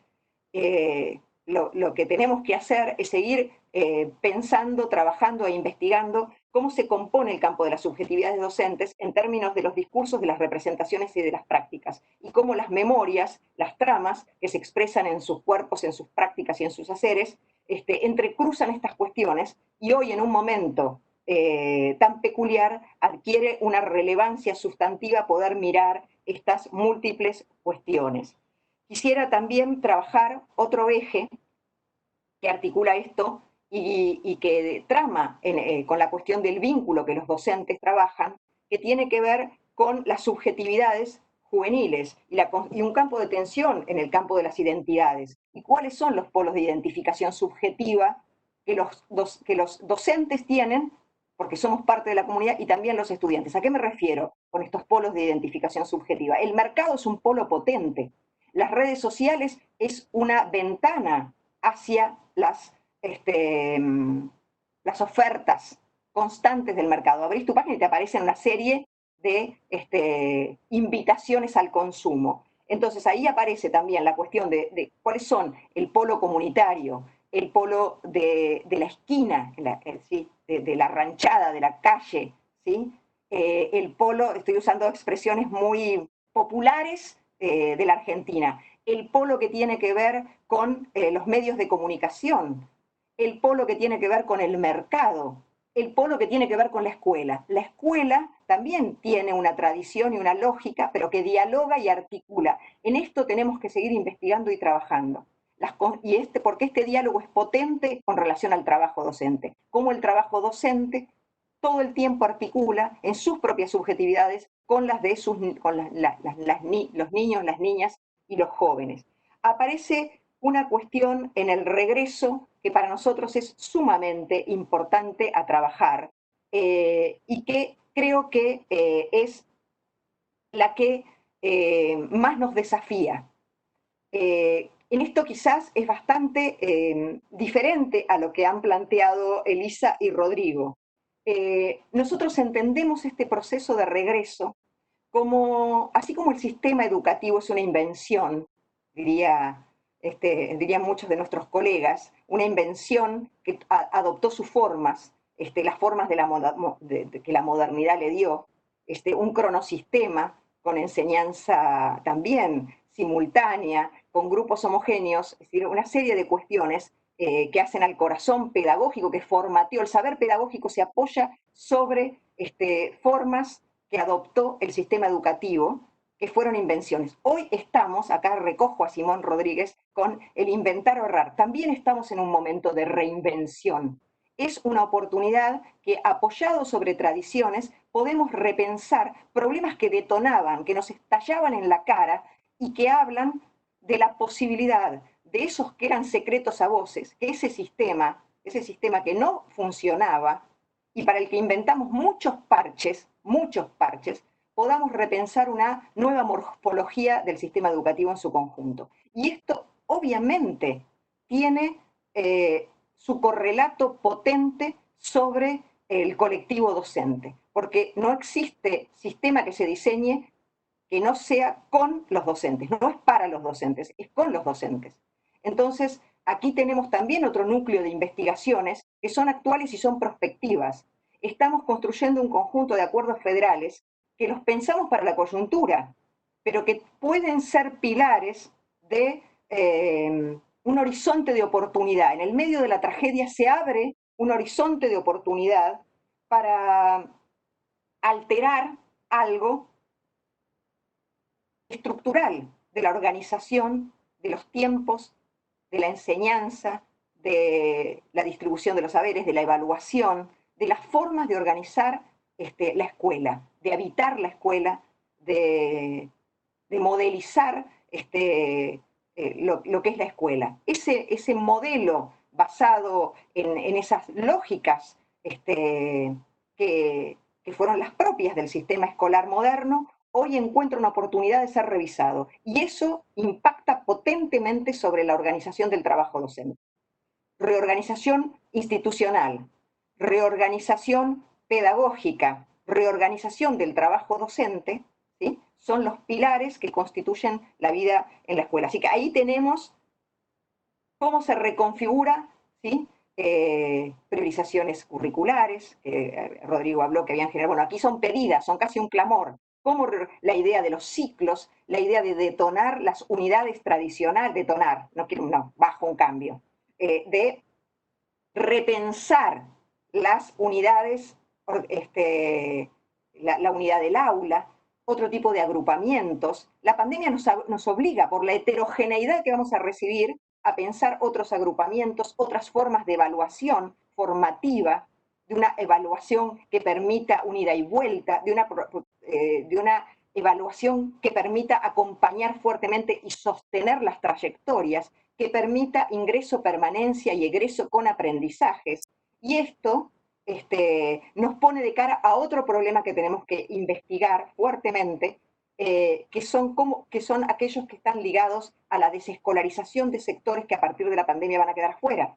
Y esto también supone formas de organizar un trabajo territorial, de alianza del trabajo docente con los territorios, con las organizaciones sociales, con el Estado, con otras puestas en marcha de acciones convergentes y sinérgicas para poder producir el retorno. Yo me puedo estar pasando en el tiempo, cierro entonces diciéndoles que este escenario prospectivo en el que estamos trabajando, en el que estas definiciones de una educación ciclada, de una educación, de una escuela que organiza los saberes de otra manera, que organiza las trayectorias de otra manera, que organiza la enseñanza de otra manera, que piensa lo presencial y no lo no presencial, que pone el diálogo con la investigación sobre el impacto de esas experiencias y de la virtualidad, que nos pone de cara a un trabajo muy, muy potente, supone condiciones para el trabajo docente.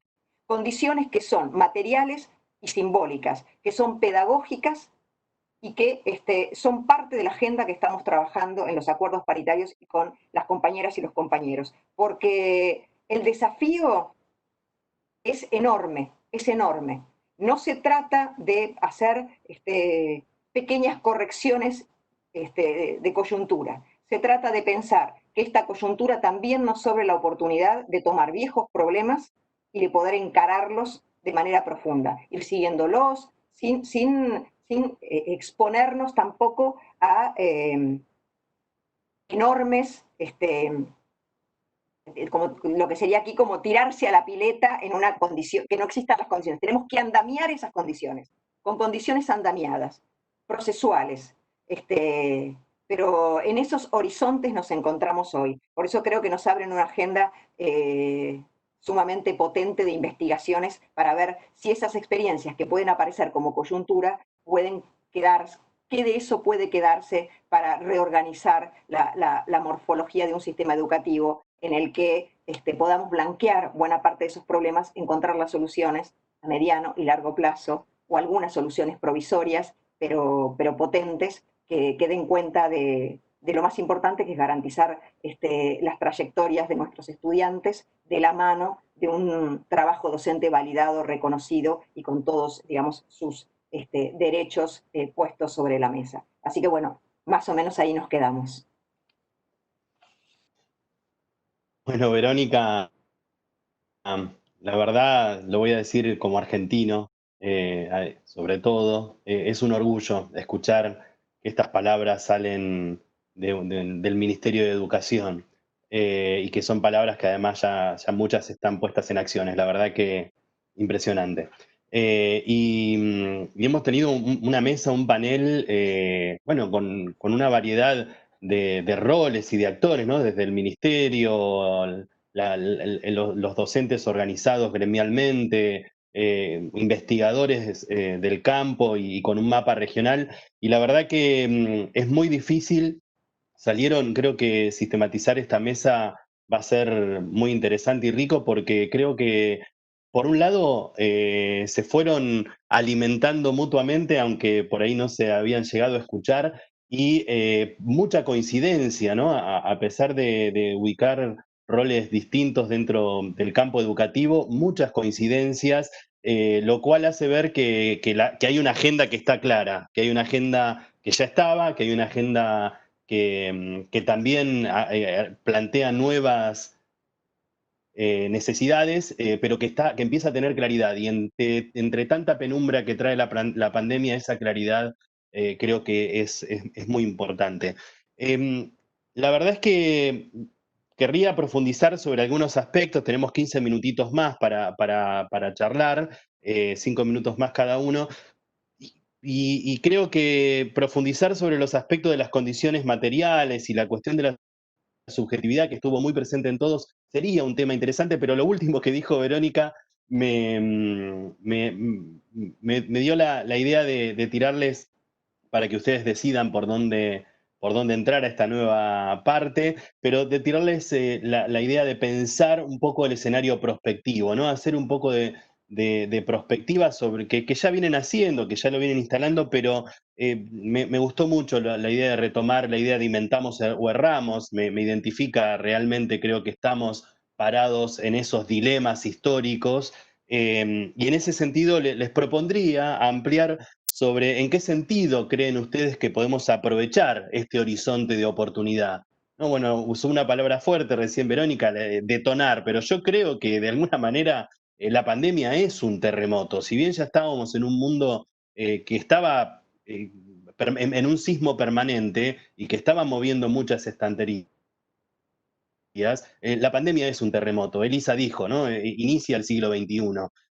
Pero este terremoto creo que nos puede o nos pone en una situación de ver cuáles son las vigas que hay que sostener, cuáles son esas vigas que hay que apuntalar y de alguna manera también nos ponen ante la oportunidad de ver cuáles son las paredes que podemos aprovechar a tirar abajo.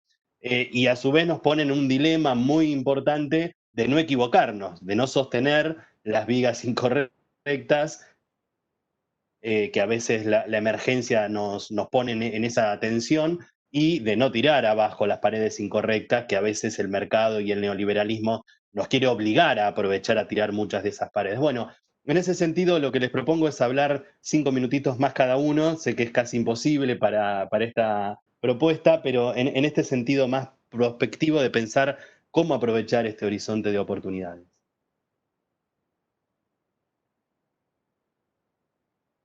Y usamos el mismo orden, si les parece, y arrancamos por Elisa. Ok. Bueno, eu vou agora falar em português, ok? Se me permitem. Bom, há duas realidades muito distintas, o Brasil e a Argentina. E quando ouço Maria Vitória, isso fica muito claro, né? Tudo depende, qualquer horizonte a pensar, a visualizar neste momento da pandemia, depende do Estado, né? O Estado brasileiro hoje é ocupado por um governo extremamente fascista, um governo que ataca os trabalhadores de todas as ordens, um projeto neoliberal extremamente radical. E neste contexto, diferentemente da Argentina, é difícil pensar no horizonte de transformação ou de oportunidades de construir um novo modelo educativo. Pois a pandemia vem ressaltando as desigualdades já existentes historicamente no Brasil e, ao mesmo tempo, de um processo de mercantilização da educação muito forte, onde o discurso e a linguagem mesmo e as práticas de muitos gestores, assim como de trabalhadores docentes, de muitos docentes, está muito vinculado ao discurso da empresa. Eu estou falando assim com base numa investigação que hoje estou desenvolvendo no ensino secundário no Brasil e venho entrevistando diretores, gestores de escolas, professores, onde percebemos a construção discursiva do mundo da empresa. As escolas funcionando muito na lógica, como eu falei, do empreendedorismo.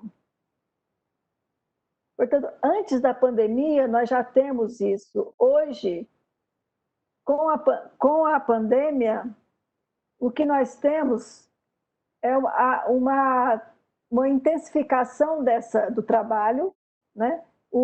Há uma pesquisa, uma investigação também, recentemente feita pelo Gestrado, coordenado pela professora Dalila Andrade Oliveira, sobre o trabalho docente agora durante a pandemia, onde se observa que mais de 50%, 80% praticamente dos trabalhadores, dos docentes, nunca tiveram experiências com tecnologias.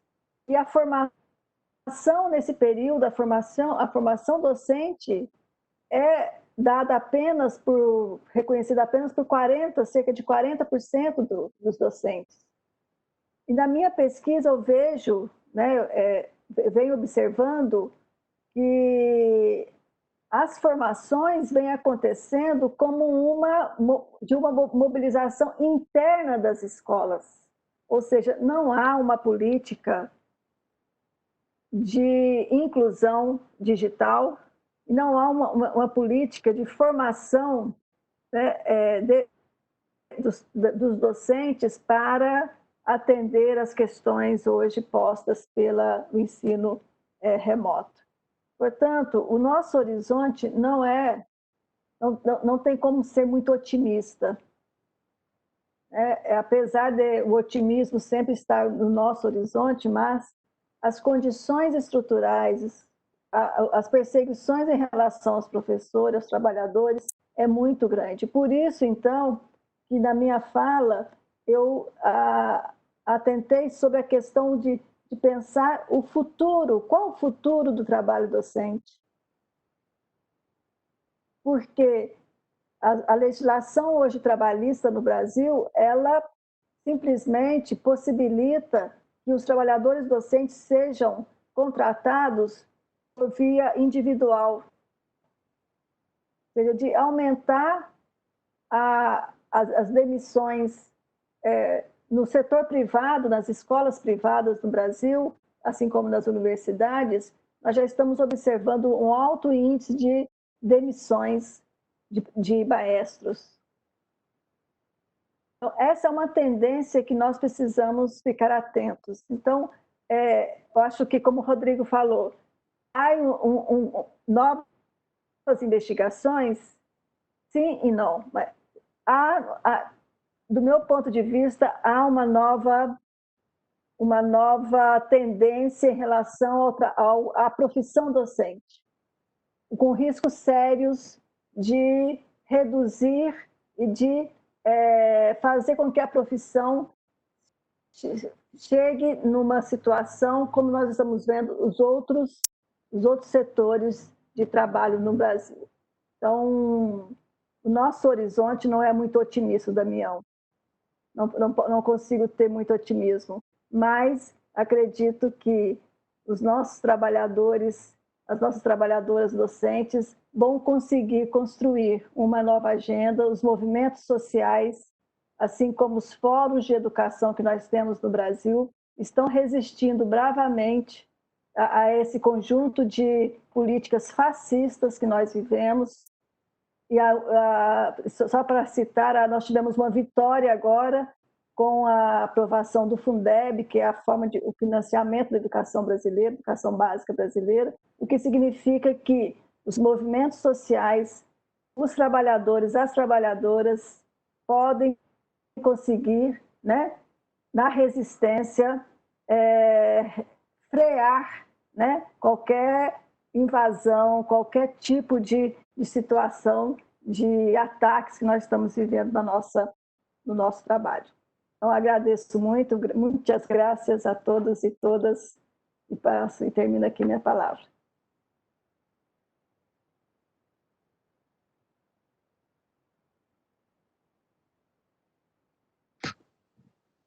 Bueno, ¿sigo? Bueno, como decía Damián, en 5 minutos hay que hacer un esfuerzo grande para no disgregarse. Admiro mucho lo que hizo Elisa porque lo consiguió hacer. Voy a tomar la pregunta que nos plantea Damián de pensar un poquito el escenario prospectivo desde Chile, porque creo que tal vez eso me puede ayudar a focalizar y no salirme mucho, pero tiene esa limitación, ¿no? Que es una reflexión muy local de las luchas locales que están dando en nuestro país. Yo visualizo seguramente hay más, pero se me vienen a la mente tres núcleos de posibles cambios, reformulaciones de la escuela chilena, y que los tres van a dar, y están dando, de hecho, lugar a tensiones muy potentes, muy importantes, y en las cuales necesitamos a los movimientos muy activados, y voy a decirlo con estas palabras, muy activados detrás de los docentes. Creo que los y las docentes han demostrado una capacidad de plantear algunas ideas y sostenerlas, y desde ahí se puede hacer una alianza con otros actores como los estudiantes y la familia. El primero es el tema del currículum.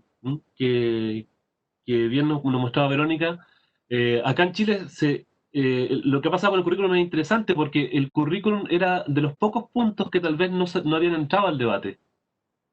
Me imagino que ustedes algo han visto. El modelo educativo chileno viene en severo cuestionamiento, por lo menos, desde el año 2006, cuando hubo una gran movilización secundaria.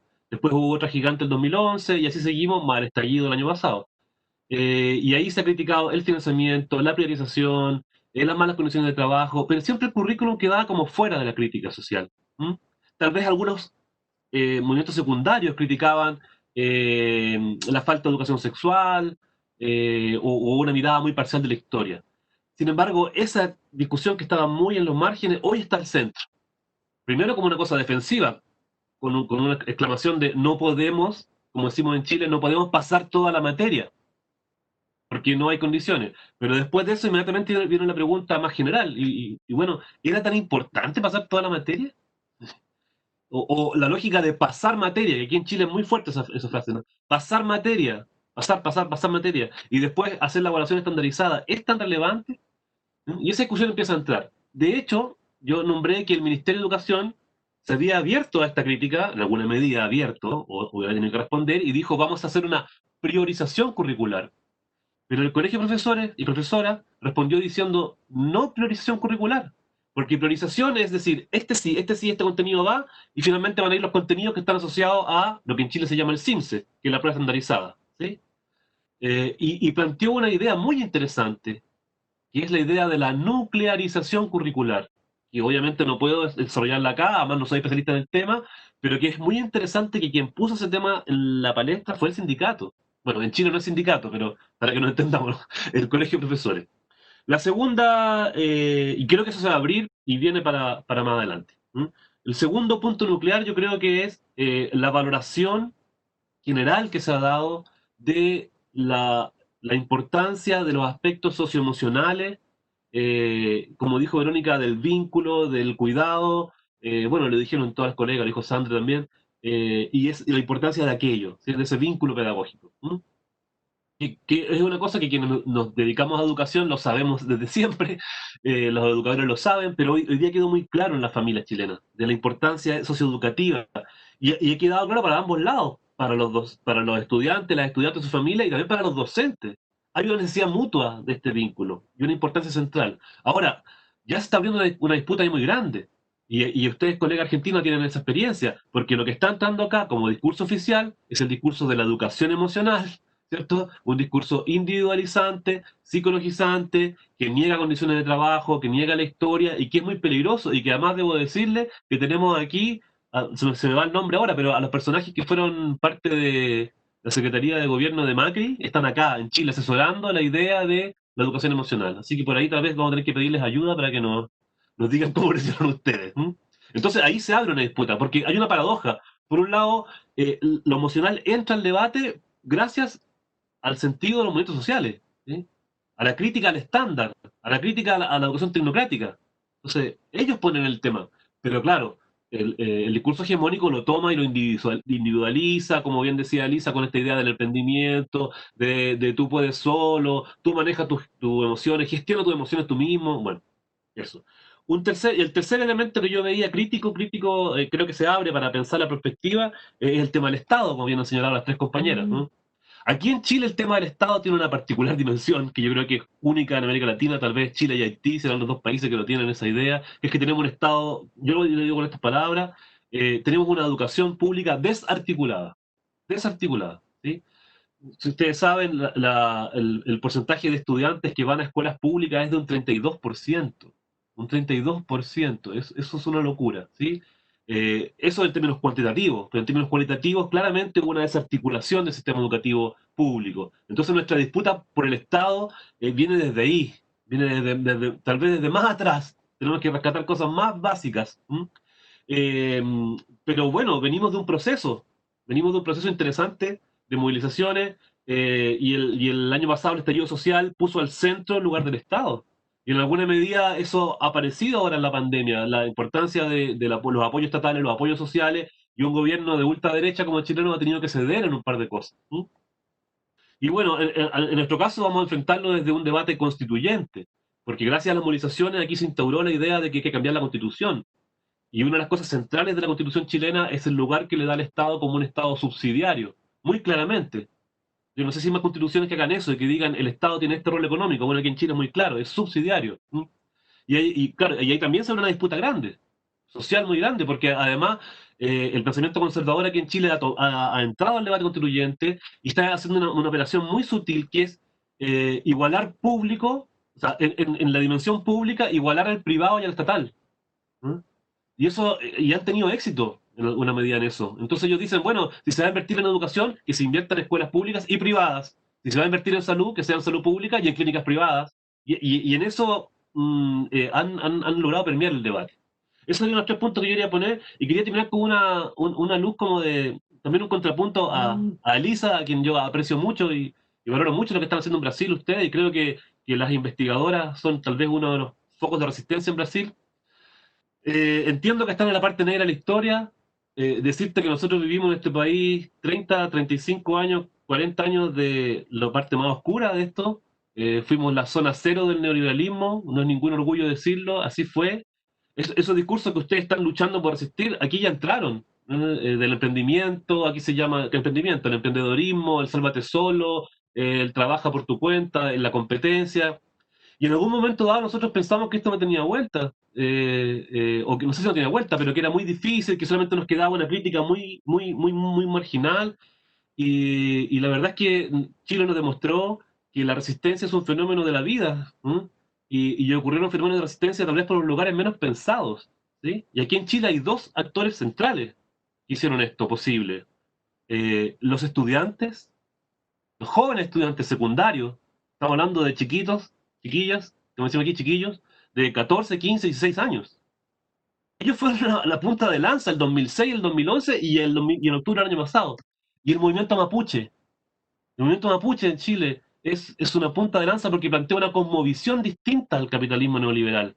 Una cosmovisión comunitaria, de conexión con la naturaleza, y es por eso que están violentamente reprimidos. Hace 2 días vimos un escenario terrible de la policía junto con pseudo milicias civiles desalojando tomas mapuches en el sur en horario de toque de queda. Cuando cualquier chileno o chilena sale en el toque de queda aquí en Chile, que hay toque de queda, te llevan preso. Vimos a milicias civiles con militares. Entonces, la respuesta es muy brutal y hay que denunciarlo donde se pueda. Entonces, tal vez donde menos esperábamos, te estoy hablando de los años 90, 2000, donde menos esperábamos que saltara esto, saltó. Por los jóvenes y por el movimiento mapuche. Entonces, tal vez en Brasil va a saltar por un lado que no esperamos y nos corresponde estar ahí y apoyar ese proceso. Me pasé un poco, disculpe.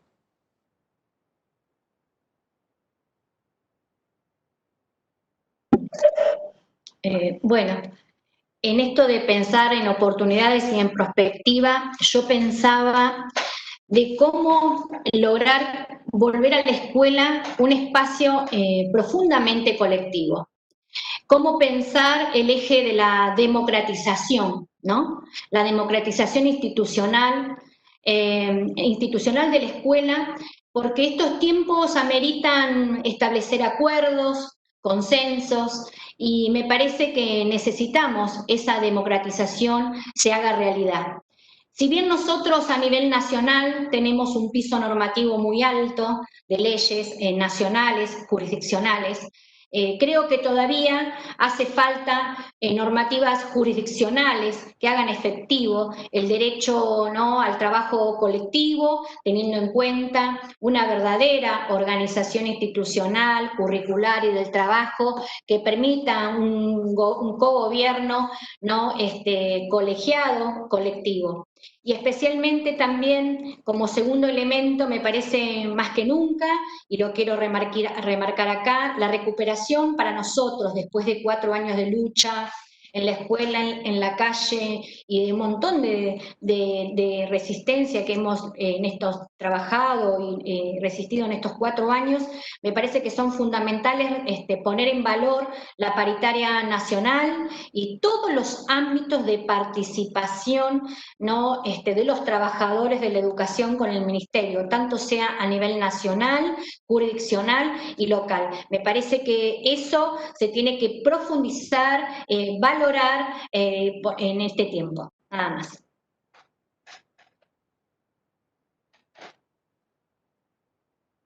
¿Arranco? Bueno, muy brevemente entonces, la primera cuestión para pensar este horizonte, y no puedo dejar de decirlo, es que nosotros nos sentimos absolutamente solidarios con los planteos que hacen Elisa y Rodrigo, porque nuestro proyecto, por supuesto que no puede ser un proyecto de país individual, sino que se piensa en términos regionales y nuestro destino está atado al destino de ustedes. Así que esa es la primera, digamos, definición. La otra es la fragilidad de los procesos. Nosotros entendemos que no hay conquistas que ocurran de un día para otro ni de una vez y para siempre, sino que siempre tienen una enorme fragilidad. Y en nuestro país también las tensiones y las paridades entre perspectivas de proyectos distintos nos colocan en un escenario en el que aunar horizontes y pensar en esas tensiones adquiere una fragilidad de la que no desconocemos y que por lo tanto también nos coloca en una situación importante para delinear los procesos de construcción de las políticas. La segunda cuestión es, por supuesto, voy a hacer un capítulo especial para el reconocimiento y la centralidad del trabajo docente. Pero en ese marco quiero pensar ese modelo educativo. No sé si llamarlo nuevo modelo educativo, me parece demasiado pomposo. Y además me van a retar, digamos, por exagerada. Pero pensar en este nuevo horizonte supone, como decía Sandra, espacios de construcción que reconozcan la multiplicidad de sujetos que tienen que ser parte de esa mesa de discusión. Consejo Federal de Educación, todas las provincias, nuestro país es un país federativo, los consejos consultivos en el marco de ese espacio, los espacios paritarios, los ámbitos de trabajo territorial, la intersectorialidad, digamos, hay un espacio, una forma de construcción que no es ajena nunca a un proyecto. Y si la construcción es democrática, no puede haber un proyecto que se pronuncie como tal sin una construcción que lo honre. La segunda cuestión entonces, la tercera, digo, son 3 pisos en esto. Un escenario de creciente desigualdad y una defensa de la igualdad, de los derechos y de la democratización creciente que necesita nuestro país y nuestro sistema educativo en particular. Allí, ¿cuáles son las dimensiones que se ponen en juego? La que atraviesa todo, y creo que es vertebradora, es propiamente el trabajo docente, en las múltiples dimensiones que hoy hablamos. ¿Cuáles puntualmente las desagrego solo a título de mis manías? Estos son mis talks, digamos. Las desagrego. Una del orden de la reorganización de la enseñanza, que tienen que ver con las prácticas de enseñanza pensadas en este contexto de multimodalidad que viene para quedarse, y entonces esto hay que abordarlo, esta cuestión es central, abordarla. Pensada como ensambles y pensada en una lógica distinta. Intensificación, que no es dar lo mismo en menos tiempo, que supone una forma distinta de pensar la enseñanza.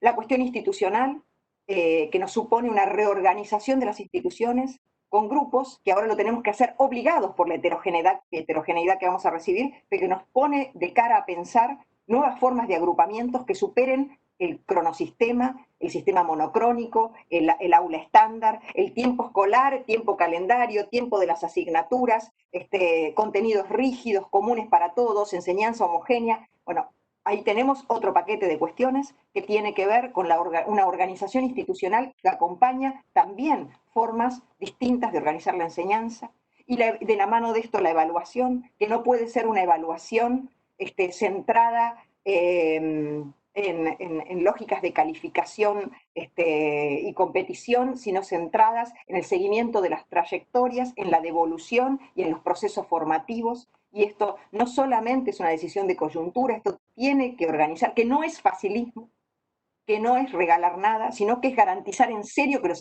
no fingir aprendizajes que no existen, sino al revés, garantizar que estos efectivamente ocurran, acompañando la singularización que estos procesos requieren, y su carácter también artesanal, algo de esto hay. La cuestión de la reorganización del currículum pensado en el sentido de estos asuntos centrales a tratar en los campos de conocimiento, y no pensados en términos de unos sumativos, ni de recortes, ni dejar vacancias, ni de hacer un listado de contenidos, sino es una manera de pensar los asuntos fundamentales de los campos de conocimiento y de cómo reorganizarlos en términos de ciclos que aparece también como horizontes de apropiación temporales distintos que permiten reorganizarlos de otra manera, ¿sí? Esta idea ciclada. No puedo dejar de decir, porque lo dijo Sandra y yo lo suscribo, la importante presencia de asuntos nodales para las subjetividades infantiles y juveniles, la ESI, la cuestión del género, ¿sí? La educación sexual integral, son derechos que no podemos, son derechos de nuestras niñas y nuestros niños, de nuestros jóvenes, no los podemos abandonar. El vínculo con las familias, cómo resignificamos el vínculo con la familia y la comunidad, el trabajo intersectorial y territorial, en nuestro país es muy potente eso, el cuidado con los otros y no de los otros. Nos cuidamos de los otros, nos cuidamos justamente para proteger a los otros. Y esta lógica que resignifica el sentido del cuidado sanitario y humano en su condición más profunda, y la cuestión de los efectos subjetivos, que usamos a propósito esta expresión para despegarnos un poco de la gestión emocional como autorregulación, como planteaba Rodrigo hace un rato, y también lo plantearon las otras dos compañeras. Entonces, este tema de la subjetividad en un sentido integral, no solo los efectos, sino la subjetividad en un sentido integral, toda la dimensión que tiene que ver con lo social, con lo afectivo, con lo psicológico, pero entendido no como gestión y autorregulación, sino como proceso formativo y de reconocimiento de los otros. Creo que esta agenda es una agenda muy grande que a nosotros nos desafía, y creo que nos pone sobre la mesa la posibilidad de que la educación contribuya junto a otras áreas en la construcción de un futuro más digno, más decente, más humano, más vivible, más solidario, y que creemos además que aún con tiempos distintos nos abraza a todos los países de la región en un proyecto del que persistente, obstinadamente no desistimos. Bueno, gracias. Bueno, hemos llegado al final. Quiero agradecerles profundamente todas sus intervenciones. Creo que fueron magníficas y he aprendido muchísimo y creo que va a ser muy enriquecedor fomentar y continuar estos debates con la comunidad educativa y con la comunidad en general. Así que saludarles, nuevamente agradecerles y a seguir peleando en conjunto por esa integración regional que más que nunca tenemos que llevar solidariamente, porque como dijo Verónica, el mundo que viene nos tiene que encontrar más unidos y juntos y peleando estas batallas que muy bien han nombrado ustedes. Así que gracias y hasta luego.